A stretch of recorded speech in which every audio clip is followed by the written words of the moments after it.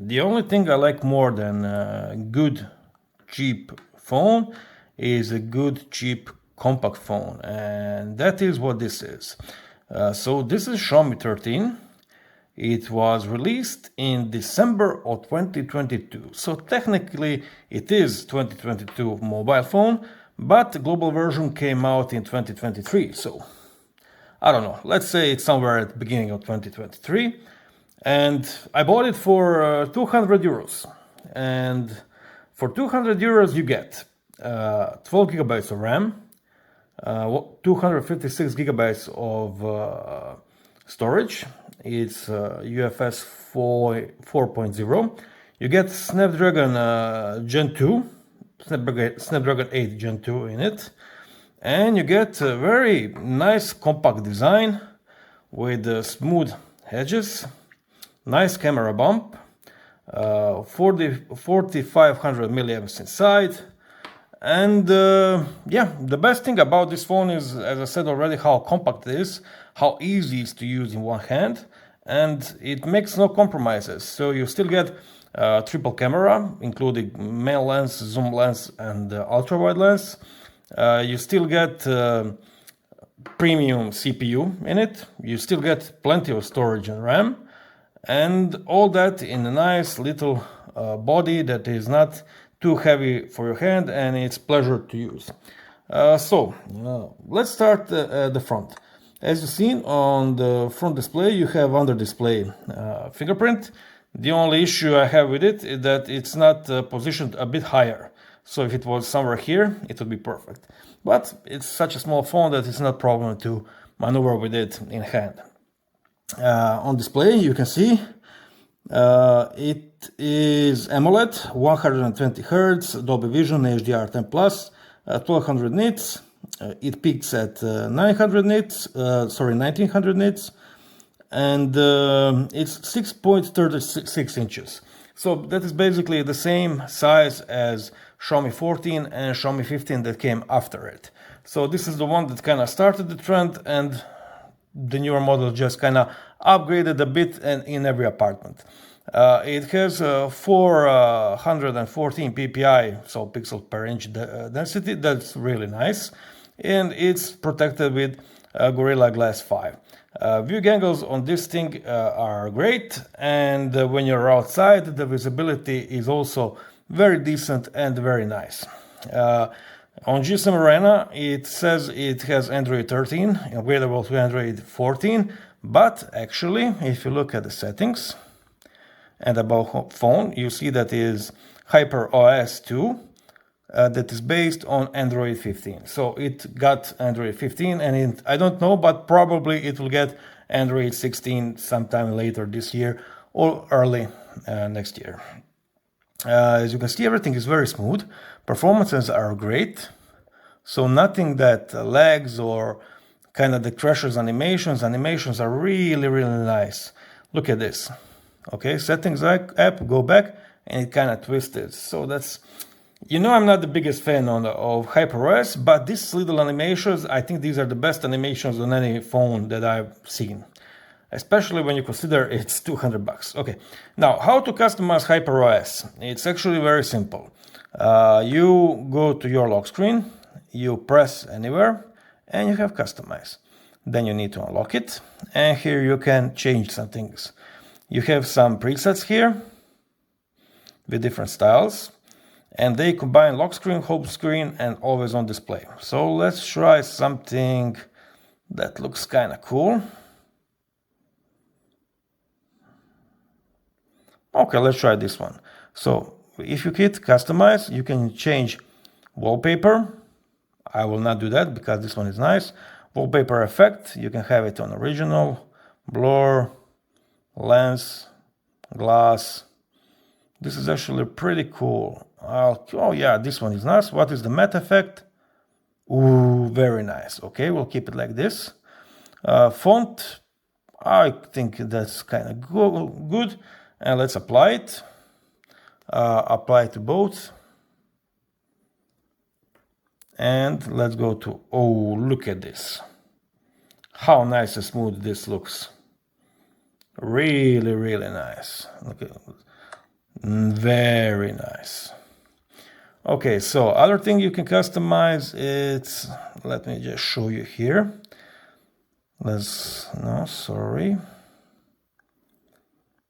Yeah, here you have lock style, always on display, icons, fonts, always on display notifications. You can choose lightning here. Okay. Wallpaper carousel, so that's kind of that it changes wallpaper every time you press unlock button. There's the stupidest thing I've seen on any phone. Turn that off. Fingerprint effect.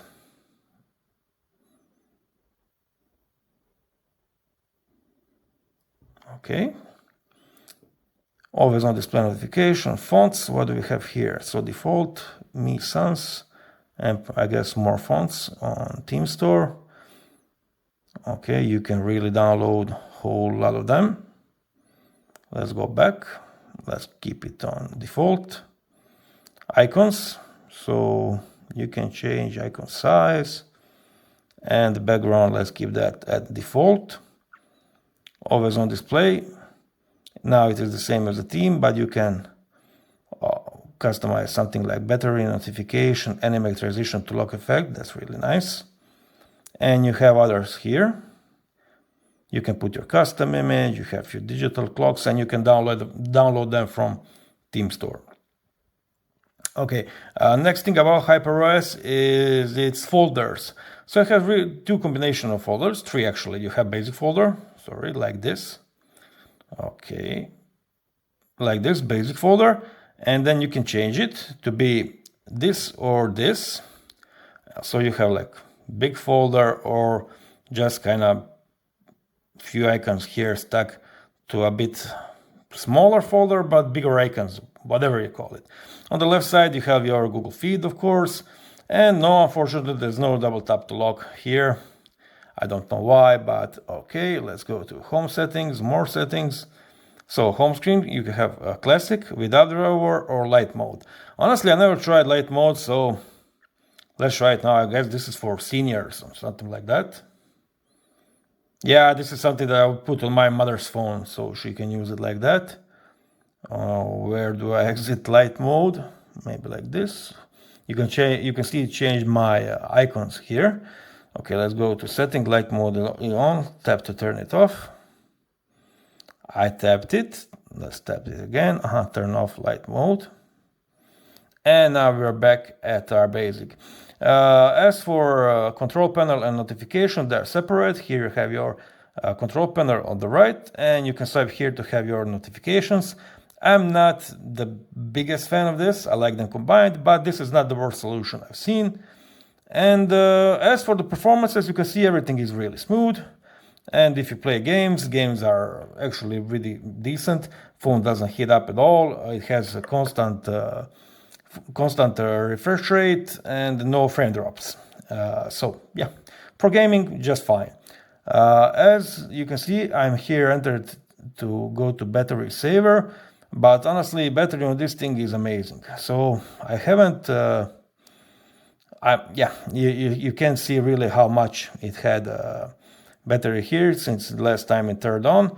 But I never charge it during the day. I charge it over the night, and there's no need to recharge it additionally. So even after more than 2 years, so entirety of 2023, entirety of 2024, and good part of 2025. So 2.5 years, and this thing still has good battery life. So yeah. Okay, for the end, let's talk about camera a bit. Triple camera setup on the back. Let's see some specs. So main camera is 50 megapixels, f1.8, 1/1.49 inches with PDAF and OIS. So kind of standard for 2023. As for the zoom camera, it's 10 megapixels, f2.0, 75 millimeters. So that's around 3.x, yeah. 1/3.75 inches. So that's really small sensor for telephoto if you look into today's camera departments. And ultra wide is 12 megapixels, f2.2 without autofocus. Selfie camera is 32 megapixels, f2.0, also very small sensor. Back cameras top out at 8K at 24 on main camera, 4K 60 on all cameras, but you cannot switch between cameras during shooting a video, so that's kind of bad. And front camera is 1080p just, so yeah, not the best specs for camera. Let's take a look at the software. So standard modes: document, video, photo, portrait, night, and more. Pro mode supports all lenses, so that's really nice. And you can choose to shoot a JPEG or RAW. If you choose RAW and go 50 megapixels, you can also do it on wide, ultra wide, and telephoto. I don't know how, but yeah, it will probably only work on main camera. Yeah, only main camera does have 50 megapixel. And yeah, if you go to, let's change to, yeah, 50 megapixel only works actually on JPEG. If you go to RAW, it kind of turns it off. But the RAW support is on telephoto also and on ultra wide. So for instance, on our Magic 7 Pro that I have reviewed on this channel, and a lot of you attack me, oh, it's a great phone. It's not, it doesn't support RAW even on telephoto camera. So come on, give me a break. Okay, I kind of went a bit out of the topic.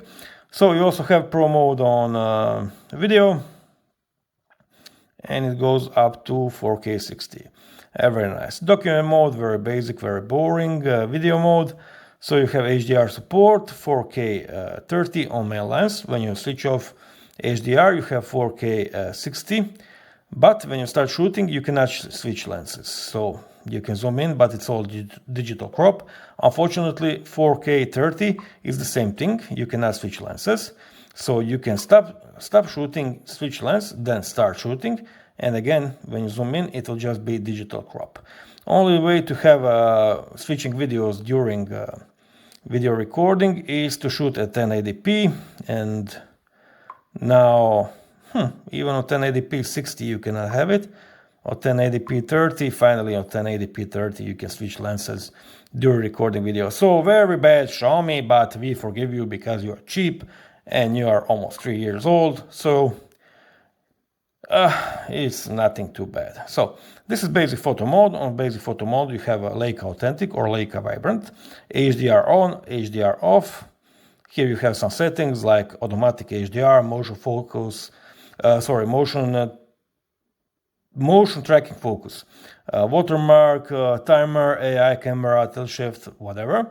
I don't see dedicated macro mode, and I didn't see it anywhere else in settings. Portrait mode defaults to 3x camera. You cannot use a full body portrait as I've seen. So maybe if you switch to 35 millimeters, yeah, on 35 millimeters you get something like that. So you have swirly bokeh, portrait, soft focus, so not the widest selection of thing. And you also have, yeah, full body mode here when you switch to this. Portrait mode is not the best on this phone, actually, so I would not very much recommend to use it. Let's go to night mode. Night mode supports all the lenses, and everything is kind of automatic. You don't have anything to adjust there. Under more modes, you have short film mode with some presets here that you can kind of shoot with, I guess. You have a movie effect mode, so you have like this, super zoom, so magic zoom. So here's a sample. And I don't know why they kind of removed that on newer Xiaomi model. This is actually very fun. You have super moon and, you know, slow motion, long exposure that only works with main lens, and you need tripod to do it, but you have few modes to have fun with it. 50 megapixel modes, I tried it, it's nothing special. So small sensor, small pixels, not the best results here. Okay, when we talk about photo quality, so the best lens of these three is obviously the main one. It can use decent shots, but it has some problems with HDR, so when you have very strong backlight, the results will not be the best. During the nighttime, it's okay, sorry, but I do advise using night mode. Ultra-wide and telephoto are decent for 2023, but when you compare it with more phones, they are not nearly the close. You don't get same portraits, same bokeh, same focusing speed. So it's slow, it's It's very low details, but for everyday usage, for shooting something for your business or something during the good light, you'll get the decent results for it. And I said video is okay, decent 4K 60 is okay, but do not expect lens switching during the video or any special quality with front-facing camera. So yeah, is this phone good for 2025? Of course it's good for 2025. It has great battery, decent CPU, great display, compact design, okay-ish cameras, latest Android, the latest HyperOS. It doesn't have all AI gimmicks, but that's all there are, gimmicks only. Yeah. So if you can buy it for cheap, as I did, for 200, 250 euros, go for it. You'll really have a nice time with this phone. Thank you for this video and see you in the next one.